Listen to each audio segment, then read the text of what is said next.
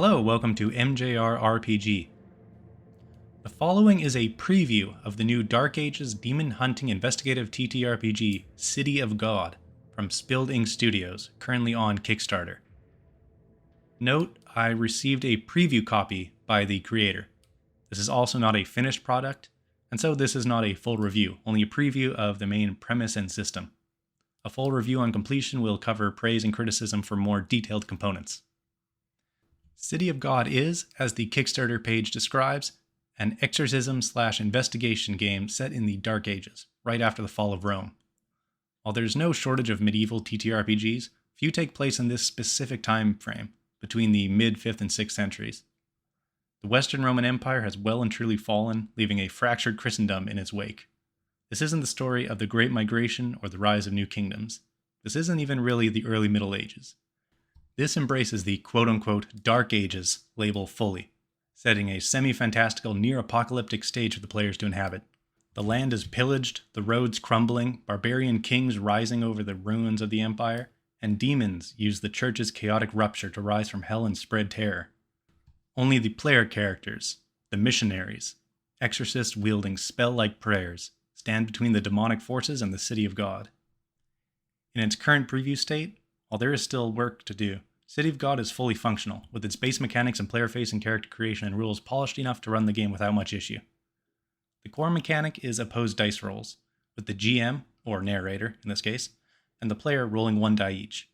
The results are compared, and the difference determines the level of success or failure, ranging from a complete failure or complete success, a success at a cost or regular failure, or an unintended result.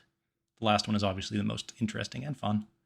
The die is determined by the character's attributes, using a d4, d6, d8, d10, d12, d15, or a d20. The d15 is a bit unfortunate, and for in-person groups without a d15, we'll likely just instead use a d20 and reroll any results 16 or above. It's a simple system that does what it needs to, while feeding into more front-and-center discussion-based role-playing. The system is decidedly focused on narrative and character building over dice rolling and mechanical crunch, with this style of game being most evident by routing three main mechanics through the player's role-playing. The first way is through hooks, which are bonuses on a player's roll, or ways to influence an NPC, gained by referencing something in the character's backstory, or some applicable piece of information gained during the session. As there are few ways to improve a roll, these hooks become crucial and encourage players to engage with their characters' backstories, as well as to pay attention to the clues they've gathered thus far. A second way is through experiences, which are one-sentence descriptions of something that happened in the character's life that led them to learn something, which can be referenced to gain hooks in a role or to influence an NPC. As the sessions progress, characters gain more experiences, giving players more ways to use hooks during play. While characters can also gain attribute points, accumulating experiences is a very organic way to both add depth to a character over time and make them more mechanically powerful. The final way is through how to gain the game's devotion and corruption metacurrencies, which are spent to use prayers, which are basically spells to combat demons, and inquisitions, which are investigative abilities. Gaining these points requires acting on a character's convictions and sins, which are short statements that a character's creed demands them they follow, while sins are a character's moral weakness. Using a conviction or sin to justify an action grants the character a point of devotion or corruption, essentially forcing players to engage with their character's development to mechanically access their own abilities. In play, I've found City of God to be very rewarding to those already inclined to heavy role-playing, while also encouraging and supporting those who are usually more mechanically minded.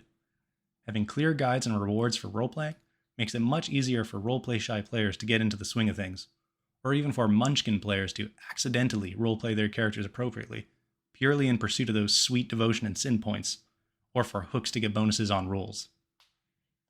Defeating demons also requires more than just using prayers and rolling the highest. Players will need to find why a demon exists and what its bane or weakness is. The demon can be beat down with prayers, but it cannot be truly banished without learning its motives and identity. And before facing a demon head-on, the players will need to wade through the humans around it, sniffing out where the line between regular old human cruelty and demonic influence is, and then use those conspirators or victims to learn how to deal with the demon. This is where inquisitions come in. Inquisitions are investigative abilities, nominally coming from a character's skill, but in some cases being tantamount to magic spells. These can be extremely useful, as influencing NPCs is generally not done through dice rolls, but requiring hooks. An Inquisition, though, can let players learn from or influence an NPC in ways that would otherwise be much more difficult or even impossible. Likewise, Inquisitions can draw information from the environment in ways that otherwise wouldn't be possible. Prayers and Inquisitions are generally mechanically vague, allowing for players and GMs to interpret them to the situation and narrative. As a generally rules-light system, this isn't much of an issue, though some more examples of how to use certain prayers and Inquisitions in play would still be useful. In its current pre-release form, the PDF is in fair shape, with plenty of delightful Baroque art pieces and medieval-esque formatting flourishes to light up the pages. There's still room to liven up some of the blank spaces before release, but it would still be a perfectly readable and moody product if released as is. As far as criticisms that I feel comfortable saying now for a pre-release product, the lack of examples and GM support in general are my main concerns. While the game is fully playable and from a player perspective the system is complete and easy to understand, from the GM side there is a lack of solid tools to build a session. The two main areas this is most obvious are in the actual crafting of an investigative scenario, or a labyrinth as this game calls it, and the demons themselves. For action or power fantasy TTRPGs such as anything from D&D to Traveller or Cyberpunk, GMs can pretty easily wing a session and still have fun by just giving the party an objective or opponent and letting them find their way to it. But for horror, investigative, and mystery games, such as Call of Cthulhu or Cult, winging a session is much more difficult, and generally less rewarding for both players and GMs. Putting together a good mystery and clues takes time and preparation. Some systems get around this by having a large catalog of pre-made scenarios for groups to use, such as in Call of Cthulhu, or detailed advice and tools on building new scenarios, such as in Cult. City of God, at the moment, has plenty of thematic advice on building a labyrinth, but not much in the way of tools or guides to assist in fleshing out your own story.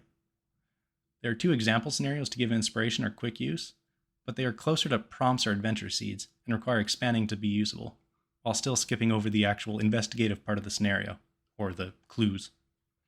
I have no problem making my own stories, it's great fun, but a toolbox specifically tailored to the labyrinth style of the game's investigations would be extremely useful and speed up the preparation work. The second main concern is the demons themselves. On the player side, they are mysterious. Unfortunately, they are almost equally mysterious for the GM side. There is a beefy guide on how to make a demon, but it lacks set numbers for roles and abilities. While I understand the game is firmly focused on narrative and role-playing, I would prefer to have some set rules for the demons that could later bend as need be. A short demonary, or some other goofy word, with a handful of fully statted out demons would be a great place to start. I do want to emphasize that the game does work perfectly well as is. The game isn't finished, but if it was released as is right now on the day the Kickstarter ended, it would be a functional product with a solid system and a great theme. In particular, the character creation and progression deserves praise, and its frictionless way of feeding role-playing into point-based mechanics is one of the better examples of this kind of narrative-focused system. I'm very much looking forward to the full release and playing more of this on the run-up to Halloween. City of God is currently on Kickstarter, ending on October 3rd. I'll be writing a full review when it's released. Thank you for listening. As always, credit to Cryochamber for use of their album Cthulhu.